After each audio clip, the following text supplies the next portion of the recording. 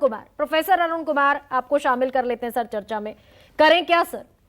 बेरोजगारी का जो बम है फूट रहा है, लोग परेशान हैं, करना क्या चाहिए? देखिए, सबसे पहली बात यह है कि हमारी जो बेरोजगारी की दर की जो आकलन होता है वो एक तरह से सही नहीं है, क्योंकि अभी जो हमारे 15 से 64 साल के उम्र के बीच के लोग होते हैं उनको हम मानते हैं कि वो लेबर फोर्स में हैं, और उसमें सिर्फ 45% लोग हैं जो एक्चुअली काम कर रहे हैं, यानी 55% लोग काम नहीं कर रहे हैं। ये आंकड़े बता रहे हैं। अब उसमें क्यों हो रहा है? क्योंकि हमारे यहाँ असंगठित क्षेत्र बहुत बड़ा है। असंगठित क्षेत्र में 94% लोग काम करते हैं, संगठित क्षेत्र में से 6% लोग काम करते हैं। तो जो गरीब आदमी है वो नहीं कह सकता कि मैं काम नहीं करूंगा, उसको तो कुछ ना कुछ करना है। लेकिन अगर आप देखें कि हमारे यहाँ सिर्फ 45% लोग ही काम कर रहे हैं, तो बाकी और जो हमारे कंपेरेबल देश है जैसे चीन है, ब्राज़ील है, अमेरिका है, वहाँ पे 65% लोग काम करते हैं। तो हमारे यहाँ 20% लोग कम हैं जो 15 से 64 साल की उम्र के उसमें जो काम नहीं कर रहे हैं। तो इसका मतलब है कि 19 करोड़ लोग काम ढूंढ रहे हैं लेकिन उनको काम नहीं मिल रहा है। ये असली में दिखा रहा है कि हमारी बेरोजगारी की समस्या कितनी बड़ी है। हम लोगों ने अभी एक रिपोर्ट निकाली थी, ये है रिपोर्ट हमारी जो आयोग की तरफ से हमने निकाली थी। हमने दिखाया कि 32 करोड़ लोगों के पास तो कुछ ढंग का काम है, लेकिन 28 करोड़ के पास ढंग का काम नहीं है। तो ये जो 28 करोड़ है इसमें कौन से लोग हैं? इसमें 19 करोड़ वो लोग हैं जिन्होंने काम ढूंढना ही बंद कर दिया, और इसमें जो शिक्षित युवा है और महिलाएं हैं इनकी संख्या बहुत ज़्यादा है। जो महिलाएं हैं उसमें बेरोजगारी बहुत ज़्यादा है, उन्होंने काम ढूंढना ही बंद कर दिया क्योंकि उनको काम नहीं मिल रहा है।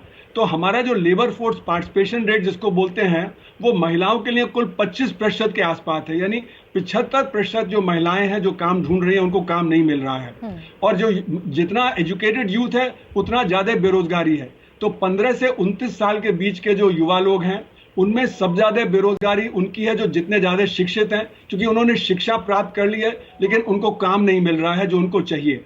तो इसलिए जैसे आपने आंकड़े दिए थे उसी तरह रेलवे का आंकड़ा आया था कि 35,000 नौकरी निकली थी 2019 में, तो 1.25 करोड़ लोगों ने उसके लिए अप्लाई किया था और सिर्फ 7 लाख लोगों को उसके लिए इंटरव्यू के लिए बुलाया गया था।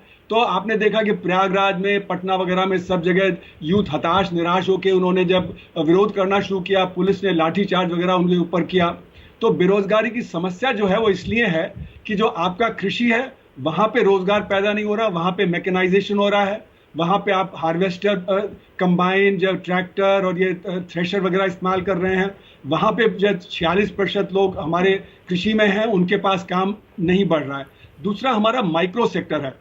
जो माइक्रो सेक्टर है वो एमएसएमई का सबसे बड़ा हिस्सा है। माइक्रो सेक्टर में 6 करोड़ यूनिट हैं। 6 करोड़ यूनिट में आम जो रोजगार होता है वो 1.7 का होता है।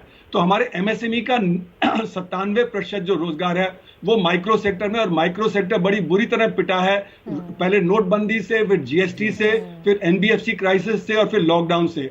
तो बार बार ये पिटा। और आपने देखा कि रूरल एम्प्लॉयमेंट गारंटी स्कीम में जहां पे कि एक परिवार को 100 दिन का काम मिलना चाहिए, आरबीआई के आंकड़ों के मुताबिक सिर्फ 47 दिन का काम मिल रहा है। तो 47 दिन में एक 5 लोगों का परिवार कैसे काम चला सकता है? तो ये इससे गरीबी हो जाती है।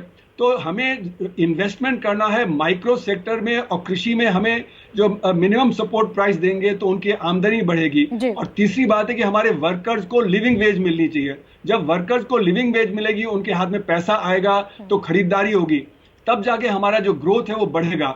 आरबीआई के आंकड़े बताते हैं कि हमारा कैपेसिटी यूटिलाइजेशन जो है इंडस्ट्री में, जो बड़ी बड़ी इंडस्ट्री है वो सिर्फ 70 से 75 के बीच में है। इसीलिए हमारा इन्वेस्टमेंट जो है वो 2012-13 में बढ़ के जो हो गया था 36%, वो गिर के हो गया था 30%। तो जब इन्वेस्टमेंट कम हो जाएगा तो उससे जब आप देखेंगे कि जब ग्रोथ रेट कम हो जाएगी, जब ग्रोथ रेट कम होगी तो रोजगार पैदा कम हो जाएगा। तो हमें रोजगार पैदा करने के लिए एक तो इन्वेस्टमेंट बढ़ाना है और वो लेबर इंटेंसिव एरिया में बढ़ाना है। बिल्कुल प्रोफेसर अरुण कुमार, आपने बहुत तफसील से सारे आंकड़े भी बता दिए। आपने ये भी बताया कि जो किस किस सेक्टर में कितनी बेरोजगारी है। मेरे साथ